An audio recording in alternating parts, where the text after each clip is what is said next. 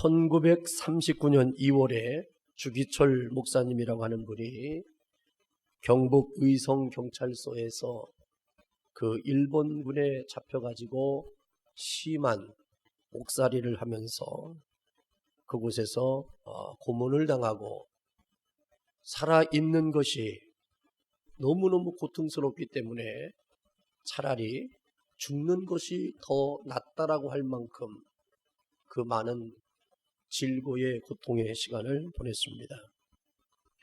그런데 이제 그가 또 석방이 돼서 그 산정현 교회에 오셔서 다시 설교를 할 때 그 주기철 목사님이 교인들과 함께 외쳤던 하나님의 말씀의 내용이 이런 것이었습니다. 나는 저들의 손에 체포되어 오랜 고문과 갇힌 몸이 되었다가 강단에 다시 서니 하나님의 은혜가 차고 넘침을 고백할 따름입니다. 나를 위하여 기도해 주시고 기다려 주신 성도님들 여러분들 앞에서 다시 하나님의 말씀을 나눌 수 있다는 것이 감개무량합니다. 감옥에 갇혀 늘 기도하던 제목이 있었는데 죽음의 권세를 이기게 하여 주옵소서라고 하는 기도의 제목이 내가 감옥 생활을 하는 동안에 끊임없이 드렸던 하나님에게 한 기도의 제목이었습니다. 나는 바야흐로 죽음에 직면하고 있습니다. 나의 목숨을 빼앗으려는 검은 손이 시시각각으로 닥쳐오고 있기 때문입니다. 그래서 죽음에 직면한 나는 사망의 권세를 이기게 해 주옵소서라고 기도를 하지 않을 수가 없었습니다. 사망 권세는 마귀가 위협하는 최대의 무기인가 봅니다. 그래서 죽음이 두려워 의를 버리며 죽음을 면하려고 했던 믿음의 사람들을 내 주변에도 수없이 보고 안타까워했던 시간도 있었습니다. 아니, 그들이 어떤 면에서는 편해 보이고 그들이 부러웠습니다. 나는 왜 그렇게 부인하지 못하는가? 저들은 예수님만 부인하면 감옥에서 풀려나고 가정으로 또 자녀들로 집으로 친구들을 만나면서 돌아갔습니다. 그렇지만 그들을 나는 미워할 수도 없었고 그들을 정죄할 수도 없었습니다. 왜냐하면 그들과 나는 다른 것이 하나 있다면 나는 단지 하지 않았을 뿐이고 그들은 했을 뿐이었습니다. 다시 한번 생각해 봅니다. 예수님의 수자자 베드로 역시 죽음이 두려워 가야바의 법정에서 예수를 부인했고 계집종 앞에서 3번이나 예수님을 모른다고 저주하면서 맹세하며 부인하지 않았습니까? 누가 감히 죽음이 무섭지 않다라고 장담을 하겠습니까? 아담 하와 이후에 모든 사람들은 다 죽었습니다. 그런데 나는 폐결핵 환자로 요양원에 눕지 아니하고 예수님의 종으로 감옥에 갇힌 것에 대해 나는 정말 감사를 드렸습니다. 그리고 예수의 이름으로 사형장에 나가는 것은 더욱더 그리스도인의 최대 영광이라고 생각합니다. 주님을 위해서는 10번 죽어도 좋지만 주님을 버리고 100년 1000년 산들 그 무슨 의미가 있겠습니까? 주님, 이 목숨이 주님께 욕되지 않게 하옵소서. 주님은 우리를 위하여 십자가에 달려 돌아가셨습니다. 머리엔 가시관을, 두 손과 두 발은 샘못에 찢어졌고 옆구리엔 창을 찔림으로 피를 쏟았고 물 한 방울까지도 다 쏟아내셨습니다. 주님이 나를 위하여 이처럼 죽으셨는데 내 어찌 죽음이 무서워 주님을 모른다고 할 수 있겠습니까? 다만 일사각오가 있을 뿐입니다. 그러면서 이렇게 외칩니다. 그리스도인의 사람은 살아도 그리스도인답게 살아야 되고 죽어도 그리스도인답게 죽어야 합니다. 죽음이 무서워 예수를 저버리지 마십시오. 풀의 꽃과 같이 시들어 떨어지는 목숨을 아끼다가 지옥에 떨어진다면 얼마나 두렵습니까? 그러니 한 번 죽어 영원한 천국 복락을 누린다면 얼마나 즐겁겠습니까? 이제 나는 이 설교를 마치면 나는 죽음의 자리로 들어갈지 모릅니다. 여러분들 나가 죽더라도 슬퍼하지 마십시오. 나는 부끄럽게 사는 것보다 차라리 죽고 또 죽어 주님 향한 정절을 지키려고 합니다. 주님을 따라서 죽는 죽음은 내가 원하는 바입니다. 나에게는 일사각오만 있을 뿐입니다. 소나무는 죽기 전에 찍어야 시푸렇고 백합화는 시들기 전에 떨어져야 마지막 향기를 발할 수 있습니다. 세례 요한은 33세에 스데반 집사는 청년의 뜨거운 피를 뿌렸습니다. 이 몸도 시들기 전에 주님의 제단에 제물이 되고 싶습니다. 라고 설교를 했습니다. 사랑하는 성도 여러분, 우리도 다 마찬가지잖아요. 내 인생의 여정 가운데 우리가 어떻게 될런지, 내일이 어떤 일이 있을런지 우리는 아무도 몰라요. 그런 가운데에서 우리가 하나님을 향해서 할 수 있는 최고의 거룩함은 예배를 드리는 겁니다. 그리고 예수 그리스도가 나의 주되심을 믿고 고백하는 것입니다. 오늘 본문 4절 5절에 보면 우리라고 하는 말이 7번이나 반복되어 나옵니다. 우리의 질고를 지고 그랬어요. 이 질고는 뭡니까? 우리의 병을 짊어지고 우리의 슬픔을 당하였거늘. 우리는 인생을 살면서요, 참 기쁜 일이 가끔씩 있으니까 사는 것이지 슬픈 시간이 더 많아요. 여러분들 즐거운 시간보다는 고통스럽고 힘든 시간이 더 많습니다. 그렇지만 가끔씩 기쁘고 즐거운 것이 있기 때문에 우리가 웃는 거고 여유가 있는 거예요. 하나님은 항상 기쁘게 하면 여러분들 정신이 이상해질까 봐 하나님은 그렇게 안 해놓은 거예요. 그래서 우리가 근심된 일들도 많고 고통스러운 일도 많고 환난스러운 일도 참으로 많습니다. 이거는 내 선택과 아닌 내 인생의 여정 가운데에서 경험되어지는 일들이라는 겁니다. 그런데 예수님께서 우리의 슬픔을 짊어지셨습니다. 그리고 우리의 생각을, 우리의 허물 때문에, 우리의 죄악 때문에 우리는 평화를 누리고 우리는 나음을 받았다라고 얘기합니다. 예수님께서 고난당하신 이유가 무엇인지를 보여주는 말씀이죠. 곧 우리 곧 나를 위하여 십자가의 고통을 당하신 겁니다. 이 사실을 믿고 고백하면 주님과 나와의 관계가 회복되는 거예요. 내가 예수님을 믿는다고 할 때, 예수님을 인정한다고 할 때 최고의 의미는 주님이 나 같은 죄인을 위하여 십자가에 돌아가심을 나는 감사합니다. 나는 그 십자가의 구원의 은총으로 내가 지금도 살고 있습니다. 앞으로도 그걸 믿고 살겠습니다라고 하는 그 고백을 할 때 우리는 예수님과 나와의 관계에서 최고의 감격의 관계가 회복되는 것이죠. 예수님께서 질고와 슬픔을 당하였기에 우리가 얻는 것이 과연 무엇입니까? 어린 양 되신 예수님의 질고와 슬픔을 인해서 우리는 세 가지를 얻었다고 얘기하는데, 첫 번째가 사함에 입었다는 겁니다. 여러분, 이 죄 사함을 받았느니라. 여러분, 우리의 죄는 내가 감당할 수 있는 것이 아닙니다. 오직 죄를 살 수 있는 것은 바로 예수님의 보혈의 피밖에 없습니다. 예수님께서 십자가에 돌아가시지 않았다면 우리는 죄를 사함받을 수 있는 길이 없습니다.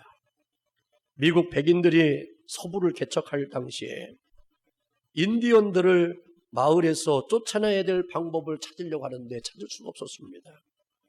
왜냐하면 서부는 넓은 평야지대가 있기 때문에 인디안들은 그 넓은 평지에 옥수수 밭을 만들어서 그 옥수수 밭 한복판에 그들은 장막을 치고 살았습니다. 백인들은 그들을 쫓아내기 위해서 사방에 불을 질렀어요.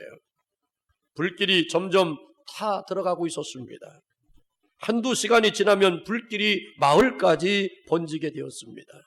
너무나 불길이 거세기 때문에 뚫고 나갈 수 있을 방법도 찾지를 못했습니다. 한 인디언들은 발만 동동 구르면서 죽음을 기다리는 거예요. 여러분, 죽음의 시간을 기다린다고 하는 것이 얼마나 고통스럽습니까? 눈에 뻔히 보고 있잖아요. 불길이 다가오고 있잖아요. 그때 한 노인이 이렇게 외쳤습니다. 마을에서 100발자국씩 떨어진 곳에 불을 질러서 운동장 크기만큼 불을 질러 빨리 태우라고 얘기를 했습니다. 인디언들은 이해가 가지 않았어요. 불 때문에 죽을 지경인데 또 불을 지른다는 것이 가능한 얘기입니까? 그러나 경험이 많은 어른의 말이기 때문에 젊은이들은 순종했습니다. 그리고 불을 질렀는데 불이 막 사르기 시작하는 거예요. 그래서 불탄 자리가 운동장 크기만큼 되었습니다. 그때 노인은 마을 사람들을 향해서 이렇게 외칩니다. 이제는 모두 그 탄 불자리에 빨리 들어가라고 외칩니다. 그래서 아이들과 여인들과 모든 사람들이요, 그 탄 불 속에 들어가 있음으로 인해서 그 불길이 그들을 휩싸이지 않게 했다는 것입니다. 이 얘기는 무슨 말이냐면 노인은 압니다. 불이 탄 곳에는 두 번 다시 타는 법이 없습니다. 그래서 여러분들 불이 나면 맞불을 놓으라는 거예요. 그래서 살 길이 열리는 겁니다. 오늘 여러분들에게도 이 은혜가 임하기를 주의 이름으로 축원합니다. 근심될 일이 있고 염려될 일이 있고 고통스러운 일들이 여러분들 앞에 올 때에 그것을 여러분들 가슴 속에 놓으면 안 되고 그걸 뿜어내야 돼요. 뿜어서 밖으로 내놔야 여러분들의 삶의 지경이 넓어지게 되는 것입니다. 예수님께서 십자가에서 우리의 죄를 담당하시고 속죄 제물이 되셨어요. 우리의 죄값을 지불해 주셨습니다. 그러므로 우리 스스로 죄값을 지불할 필요가 없습니다. 그래서 로마서 8장에 보면 하나님의 사랑을 입은 자들, 예수 그리스도를 믿음으로 말미암아 의의 길로 믿음의 구원의 은총을 받은 사람들에게는 그 누구도 송사하거나 정죄할 수가 없다 그랬습니다.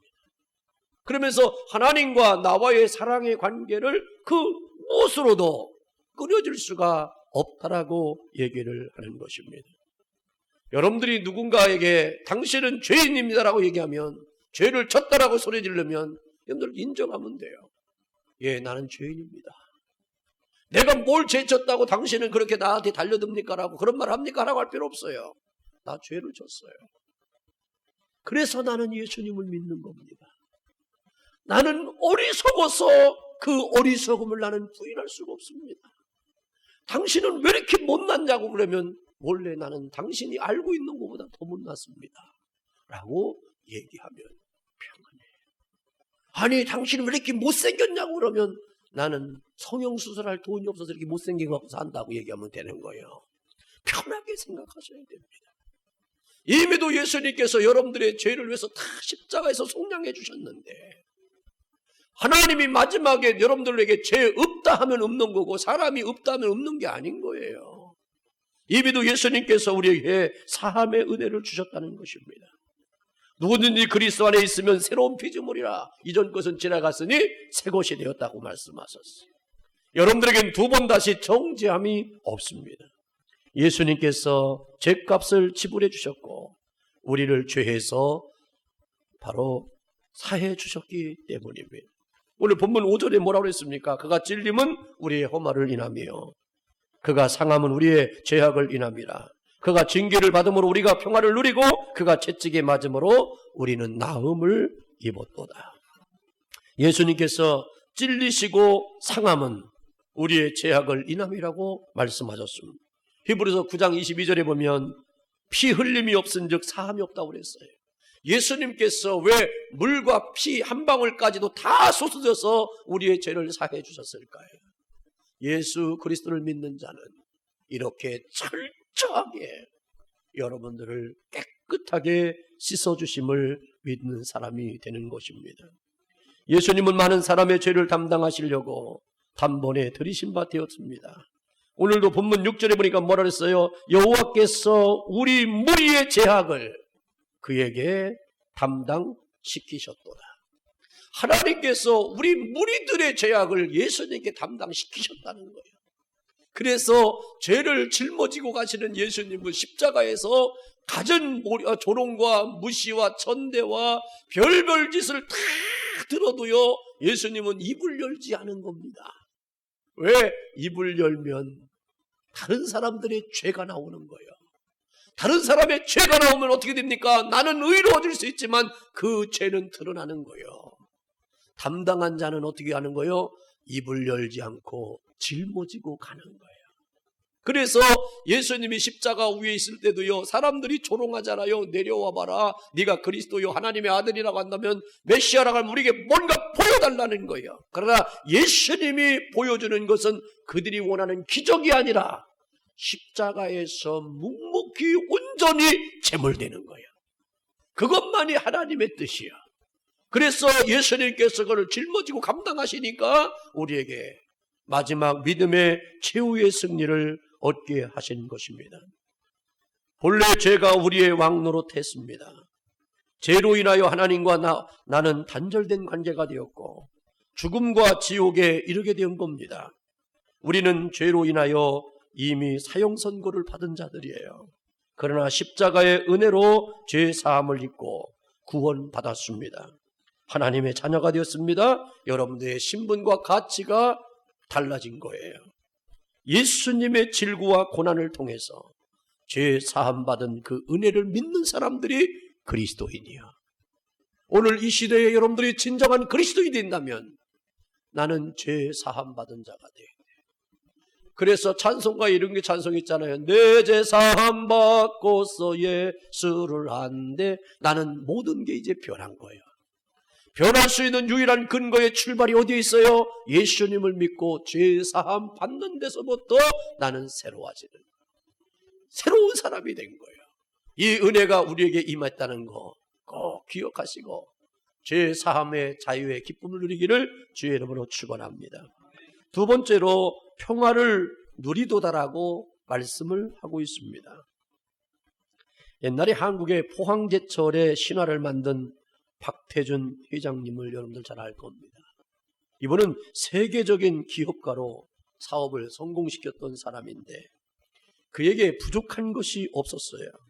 재물과 권력의 힘으로 살아가면서 그는 이 권력과 또 이 부를 지키기 위해서는 하나님을 나에게 주셨다라고 하나님 은혜를 베풀었다고 믿는 게 아니라 점쟁이들에 의해서 그가 되었다라고 생각을 하면서 살았어요.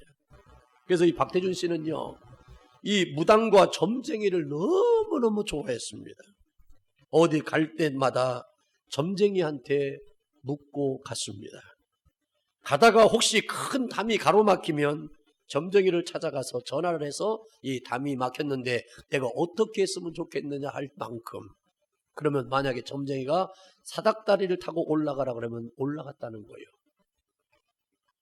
그 담을 헬로콥터를 타고 넘어가라 그랬다면 그렇게 넘어갔다는 거예요. 그런데 때가 되니까 권력에서 버림받고 누명을 쓰고 망명을 떠나서 외국에 살게 되었습니다. 외국에 살다 보니까 분노가 생기고 우라가 치밀기 시작합니다. 잠을 이룰 수가 없는 겁니다. 복수심이 불타오르는 겁니다. 나를 어떻게 이렇게 대우할 수 있나 싶어서 그는 병에 걸렸습니다. 그때 교회를 다니던 딸이 아버지에게 말합니다. 아버지, 그러지 마시고 교회에 같이 가세요. 처음에는요, 이 말을 듣고 화를 냈고 소리를 질렀습니다. 그것은 힘없는 사람들, 능력 없는 사람들이 가서 찾아다니는 곳이지, 나 같은 사람이 무슨 교회를 가서 교회를 가서 뭐를 하겠느냐고 하면서 소리를 질렀어요.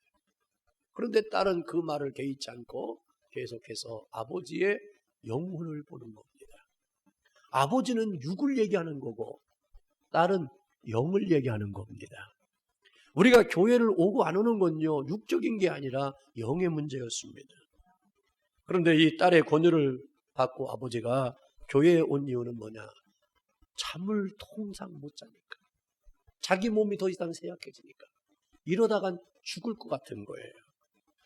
그래서 교회를 갔는데 첫날 예배를 드릴 때 목사님의 말씀이 얼마나 감동이 되었던지 자기 안에 있었던 복수심이 싹 사라지고요.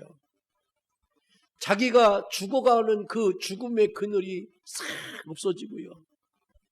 그리고 자기 안에 있었던 분노와 용서하지 못했던 그 미움의 이 모든 일들이 싹 없어지는 거예요. 그리고 예수님을 영접하고 나니까 마음이 평안해지기 시작했다는 것입니다. 그러면서 그가 고백합니다. 아니, 한 번밖에 예배를 안 드렸는데 왜 내 이렇게가 편안해지? 여러분, 하나님은 한 방에 끝내는 거예요. 세상 사람들은 질질이 끝내. 한약방에 가도요, 내가 어디가 아파서 한약방에 가면 친한 한의사는 한 방에 끝냅니다, 침을. 그런데 모르는 사람한테 가면요, 10번도 더 가야 돼요.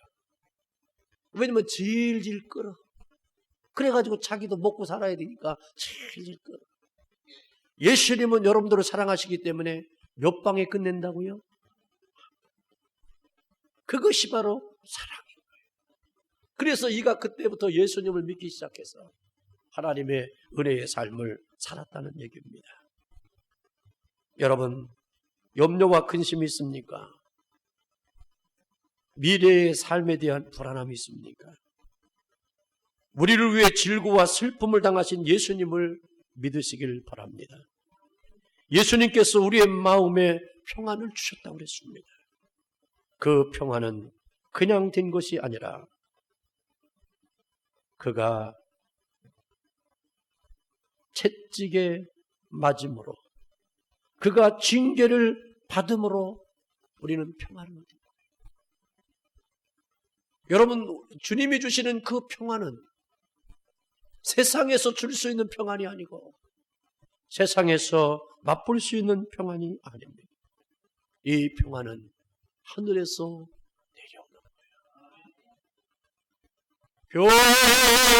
내려오는 거예요.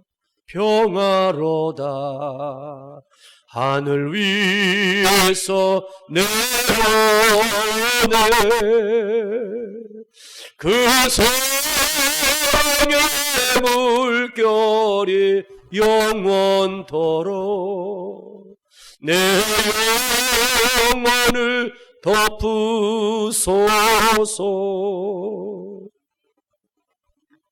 오늘 5절에 있는 것처럼 그가 징계를 받음으로 우리는 평화를 누리고라고 말씀하셨습니다. 예수 그리스도를 믿는 사람에게는 이 평안이 있는 거예요. 그 평안 때문에 우리는 어떤 환난에서도, 어떤 고난에서도, 어떤 두려움에서도 여러분들이 믿음을 지켜나갈 수 있는 것입니다. 십자가로 인간과 인간, 하나님과 하나님, 인간과의 관계를 화목해 하는 것입니다. 평안은 하나님이 주시는 최고의 선물입니다. 너무나 비싸고 귀하기에 거저 주셨습니다. 십자가의 능력을 믿는 자는 이 평화의 가치를 알게 됩니다. 예수님께서 지신 십자가는 시기와 질투와 싸움과 전쟁이 아닌 평화입니다. 십자가의 고난으로 인한 평화가 여러분들의 삶 속에 이 민족과 교회 위에 늘 충만해지기를 주의 이름으로 축원합니다. 마지막으로 나음을 받았다라고 말하고 있습니다. 어떤 목사님이 심한 편두통을 앓다 보니까 강단에서 설교하다가 기절해서 병원에 실려가곤 했습니다. 유명한 의사를 찾아가서 약도 먹어보았지만 아무 소용이 없었습니다. 그래도 오늘날 본문 말씀을 읽는 중에 그가 채찍에 맞음으로 나음을 받았다라고 하는 이 말씀에 은혜를 받았습니다. 편독통 때문에 늘 고통스러워하는데 이미 말씀을 보니까 그가 채찍에 맞음으로 너희가 나음을 받았다, 나음을 고침을 받았다는 말씀을 받고 주여 내가 이 말씀을 믿사오니 편두통이 고침받은 줄로 믿습니다고 하고 선포를 했어요. 그런데 그 선포를 하는데 갑자기 깨달아지는 주의 음성이 들렸습니다. 너는 도대체 누구냐? 너 때문이 아니고 예수의 피 때문에 내가 네 자신을 알고 있는 것보다 더 자세히 너를 알고 있는 내가 너를 용서했다. 그런데 자신이 용서하지 못하니 내가 어찌 그 용서의 능력이 너에게 임하겠느냐?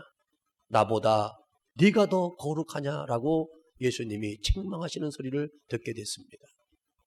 여러분, 이 편두통이라고 하는 것은 너무 생각이 많은 사람들, 자기 의와 자기 의로움으로 자기를 살아가려고 하는 사람들에게 생겨지는 병입니다. 그때 하나님께서 그에게 알려주시는 깨달음은 바로 뭐냐면 너는 거룩하지 않다는 거예요. 너는 의롭지 않다는 거예요. 네가 정의롭고 의롭게 산다고 해서 그게 되는 게 아니라는 거예요. 왜 그렇게 고통 가운데 사는 거예요? 너는 자유한 자가 되라는 거예요. 예수를 믿는 사람들은요, 잘 살려고, 의롭게 살려고, 다른 사람들에게 칭찬받으려고 내가 예수 믿고 사는 게 아니에요. 모든 곳에서 자유로워야 되는 거예요. 이미 예수님께서는 여러분들에게 자유를 주셨단 말이에요. 그런데 이 매임을 받게 되어지면 사람들이 병이 생기게 되는 겁니다. 이 병에서 바로 자유해지려면 어떻게 돼요? 거기에서 여러분들이 놔야 돼요. 그때 이 목사님이 그 말씀을 듣고 얼마나 많이 회개했는지 몰라요. 그때부터 이 목사님은요, 내가 목회하는 것이 아니라 하나님이 하시는 거다. 내가 뭔가 하려고 하는 게 아니라 하나님이 깨닫게 하시고 알게 해주시는 것 가지고 난 하겠다 하면서 그때부터 편안해진 거예요. 그때부터 교회가 날로 바뀌고 성도들도 날로 바뀌고, 성도들이 변하는 것도 목사님은 착각한 거예요. 자기가 설교를 잘해서 내가 이게 착각한 거예요. 아니죠. 모든 사람들의 변화는 성령의 역사입니다. 하나님이 아니고는요, 올 사람도 없고 갈 사람도 없는 거예요. 오고 가는 건 모두 하나님이 하시는 거예요. 그런데 우리는 그냥 거기에 집착하잖아요. 내가 할 수 있는 게 없어요. 하나님이 하시는 거죠. 그래서 그때 이 목사님이 편두통에서 고침받고 건강을 회복했다는 간증의 얘기를 들었습니다. 여러분 기억하십시오. 왜 여러분들을 아프게 합니까? 그것은 여러분들이 붙잡고 있어서 그래요. 놓고 주님께 맡겨 버리세요. 맡기고 어떻게 하라고? 버려야 돼요. 맡기기만 하면 또 찾으러 가. 맡기고 버려야 안 찾으러 가. 왜? 찾을 곳이 없잖아. 그런데 우리는 대부분 맡기기만 하니까 또 끌어와. 내가 옛날에 맡겼잖아요. 줘요. 그러니까 그 사람도 그거 맡고 있다가 얼마나 고통스러우니까 냅다 던져주는 거야. 그러니까 그 냅다 던져준 말 한마디에 여러분들이 휭충충 되는 거예요. 고통스러워하는 거예요. 여러분 맡겨 버리십시오. 이제 나음을 받은 거예요. 옛날에 어떤 교인이 결혼을 했는데도 아이를 못 낳는 거예요. 10년이 넘었어요. 그러니까 이분의 기도 제목이 하나님 나에게 아이를 좀 낳게 해달라는 거예요. 그러니까 간절히 얼마나 기도하겠어요. 그런데 이분이 와서 상담하는 겁니다. 어떻게 했으면 아이를 낳냐고. 여러분들 아이 낳는 문제는 누구한테 가서 상담받아야 돼? 산부인과 의사한테 가든지 한의사한테 가서 한약을 받아 먹어야 하잖아요. 근데 목사 보고 왔는데 뭐라고 할 말이 없잖아요. 그때 기도하다가 생각났어요. 마태복음 1장을 한번 읽어보세요 그랬어요. 그랬더니 마태복음 1장에 보니까 뭐래서 낳고 그래서 뭐라고 했냐면 당신도 낳고 속에서 내 이름을 당신 이름을 넣고 나도 낳고 믿으면 낫는다고 그랬어요. 따라합시다. 무식하다. 안 되는 말이죠. 근데 몇 달이 지난 다음에 그분이 임신을 했다고 연락이 왔어요. 막 뛰어와서 막 허거보라고 뛰어와서 얘기하는 거야. 나 꽃밭 정리하고 있는데. 근데 난 한 거 하나도 없어요. 그냥 네 이름을 성경책에 넣고 그들의 난 것 같이 나도 낳게 할 줄로 믿고 고백하면 되는 거예요. 오늘 여러분들은 내가 알아서 치료받는 것도 있지만 우리의 몸은 나도 모르는 상태에서 늘 치료를 받아야 돼요. 그래서 주여 나의 병을 고쳐 주옵소서. 나의 병을 질병에서 나를 누여주시기. 이 질병은요 육체의 병만이 아니라 영적인 것도 있고 마음의 것도 있고 육체적인 것도 있습니다. 여러분 오늘 주님께서 말씀하셨습니다. 그가 채찍에 맞음으로 우리는 나음을 받았다라고 말씀합니다. 세계적인 음악가 핸델이 메시아를 작곡할 때에 본문 이사야서 53장의 말씀을 묵상하면서 작곡했던 겁니다. 붓을 들고 이 그림을 오선지를 그리면서 갑자기 그가 세상죄를 지고 가는 예수 그리스도의 형상을 보게 된 거예요. 그러면서 작곡을 하면서 막 그림하는데 갑자기 자기도 모르는 사이에 멍해진 겁니다. 그때에 식사 시간을 알려줬던 하인에게 이렇게 외칩니다. 나는 지금 세상죄를 짊어지고 가는 하나님의 어린 양을 보고 있어. 여러분들이 모든 세상죄를 지고 가는 예수 그리스도를 여러분들이 바라보면 우리에게 주시는 하나님의 선물은 온전함입니다. 여러분들을 온전케 하시는 예수 그리스도를 바라보십시오. 여러분들이 나음을 받을 수 있는 그 온전함은 세상에서가 아닙니다. 의학적인 것이 아닙니다. 오직 예수 그리스도를 바라봐야 돼요. 오늘 예수님께서 십자가에 지심으로 우리는 나음을 받게 되었고 그 다음에 우리는 사함을 받게 되었고 그 다음에 평화를 누리게 되었습니다. 이 고난의 한 주간 동안 주님이 주시는 이 죄사함의 은총, 주님이 주시는 그 평안함, 그리고 주님이 주시는 그 치료함의 은혜가 여러분들의 삶 가운데 차고 넘치셔서 예수 보혈의 피를 선포하셔서 모든 치료의 역사가 해결의 역사와 회복의 역사가 나타나지기를 예수의 이름으로 축원합니다.